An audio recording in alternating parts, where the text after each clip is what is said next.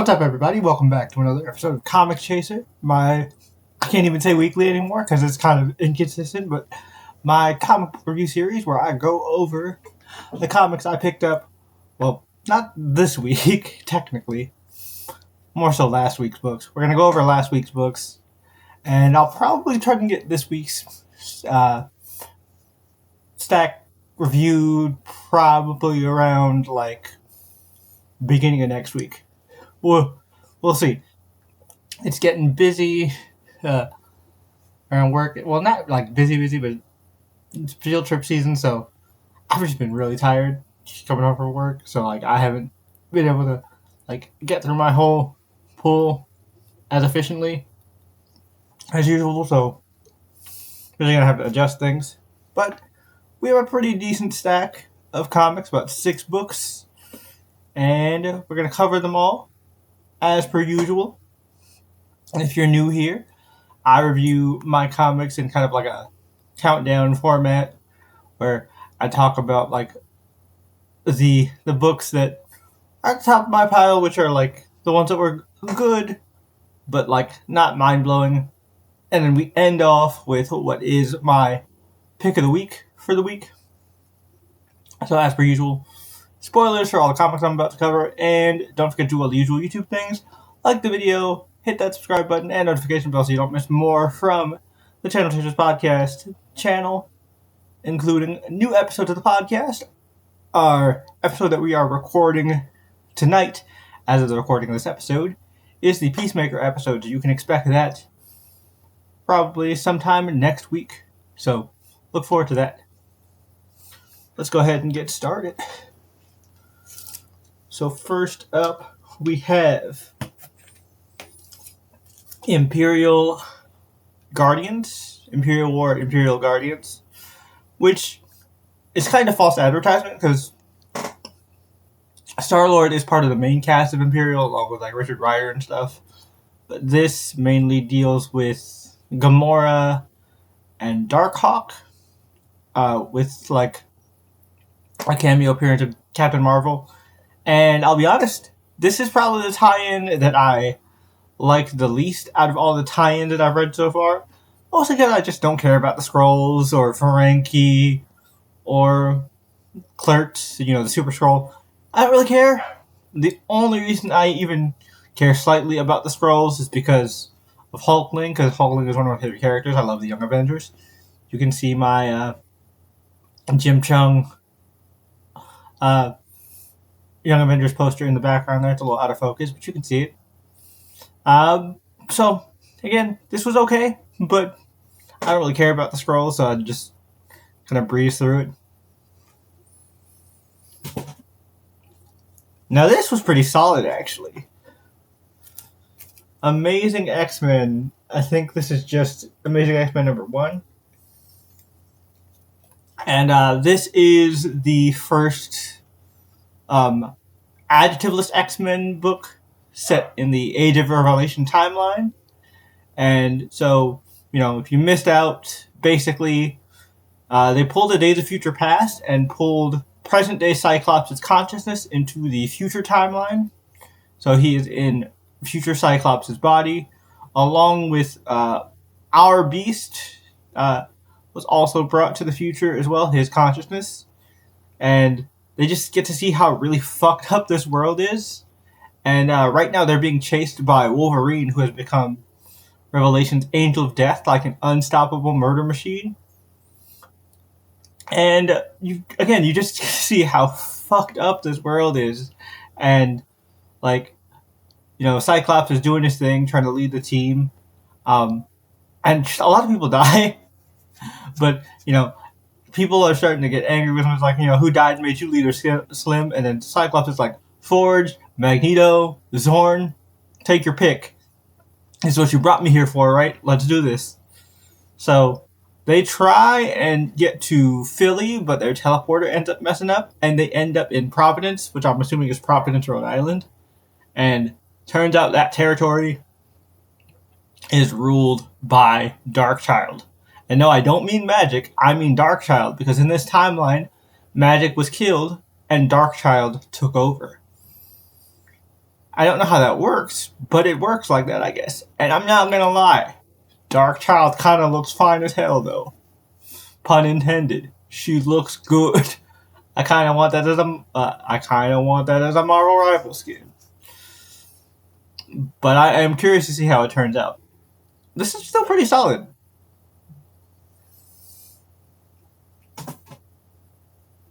All right, next up we have Justice League, the Omega Special. This came out a couple of weeks ago, but I figured I'd include this in the pile because this leads up to DCKOs, and it'll let me get the premise. I didn't pick it up last week because I forgot, but I did end up picking it up this week, and yeah, I really liked it. And when I say this week, I mean a week ago, because this is a behind the ball episode. I will record. I'm gonna record next week's review soon once I finish that this week's pile. But yeah, this was pretty solid. It's basically we find out that Darkseid, when he died, not only created the absolute universe, but he infected our world and basically is corrupting it to make it into a second apocalypse. But they figured out a way to stop that. And basically, Booster is going to hit the heart with Omega energy to kind of trigger off a protocol to select a new champion. And so, the heroes have to prove, their power of conquest to kind of trick them into believing which one is Darkseid. And so they do that with a tournament arc. And this was just all the setup. Pretty solid stuff. And this looks like a good event. Honestly, this should be the premise of a DC fighting game. I would totally get that. In fact, if they end up just doing this for Injustice 3, I'm totally down. Because we didn't actually see Darkseid in any of the Injustice games, which is odd. If I read the tie-in comics, I probably wouldn't know what has happened to Darkseid, but it's whatever, I guess. Alright, speaking of which, this is the actual first issue of DCKO. And first off, love the cover. I think the cover is really cool. And second, I also really enjoy that this is a Superman-focused event. Obviously, it's Williamson and Snyder behind it. With, Dan Mora artwork. It's freaking beautiful stuff. Is it holographic? Am I tripping? No, it's not holographic. Man, I'm too much of a 90s baby. But, yeah, this is really good, man. This has Snyder's, wacky, over-the-top, dumb but cool energy that he brought to Bat Metal, or Death Metal, where, it's silly when you look at it, just straightforward, but if you kind of just are along for the ride and accept the silly, it's pretty cool. And it doesn't go beyond that level. I think Williamson and Wade, having it so tied into Superman and Justice League, kind of keeps Snyder from going too off the rails, which is what I feel happened with Death Metal. There were just too many cool things thrown at the wall at once. But this is off to a solid start. Batman being knocked out in the prelims is something I saw coming, because this seemed to be like a Superman thing, and if Batman was in a martial arts tournament, we all know Batman would win. And that is not just me being a Batman fanboy, even though I am an admitted Batman fanboy. It's cool. I'm really excited to see where this goes. I might not pick up all the individual rounds for Fight Month, but I'm going to pick up, Night Fight and stuff like that, so we'll see. And I'll definitely be keeping up with the main storyline. So, definitely, let me know if you guys thought about this. I thought this was a lot of fun. And who do you think is going to win? And what matches are you excited for? Let me know in the comments down below.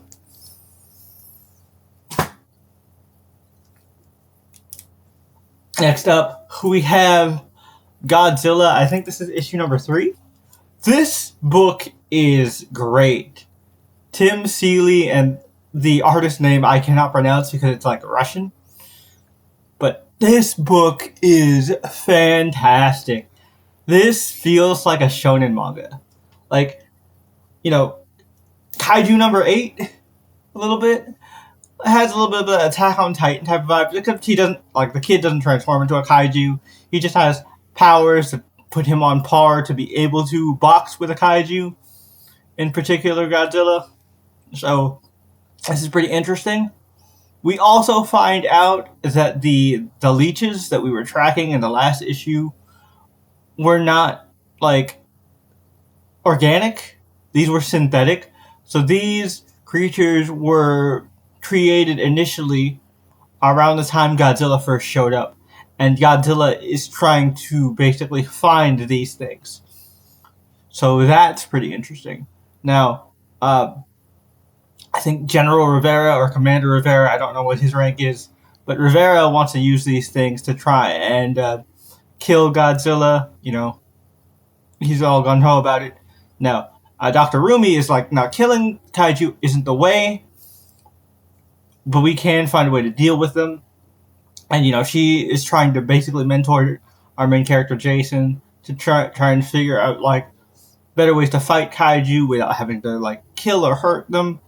And, Jason's realizing that going in and going at full extremes isn't really the way either, so it's getting some really solid character development. And the art in this book is phenomenal as well. I really enjoy this book a lot.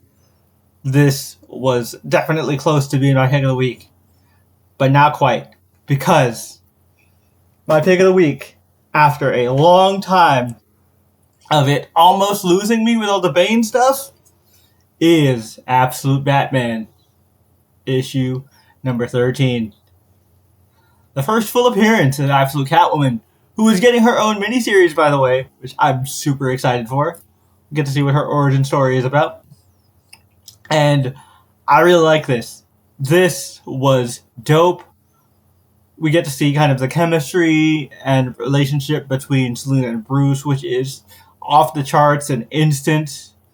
And basically, Selina's like, look, your mom called me. That's the whole reason I came back. You disappeared for months. I was worried. So, I'm here to try to help. Bruce is like, nah, I don't need your help. Clearly, there's some deeper stuff going on here. They definitely were about to have their happily ever after, but then Bruce pulled out the last second. He basically did to Selina what Selina did to Bruce in the main timeline during Tom King's run, is my prediction. And that's probably the betrayal that she feels and why she can't really trust people. And that's just my prediction. I'm definitely feeling that one.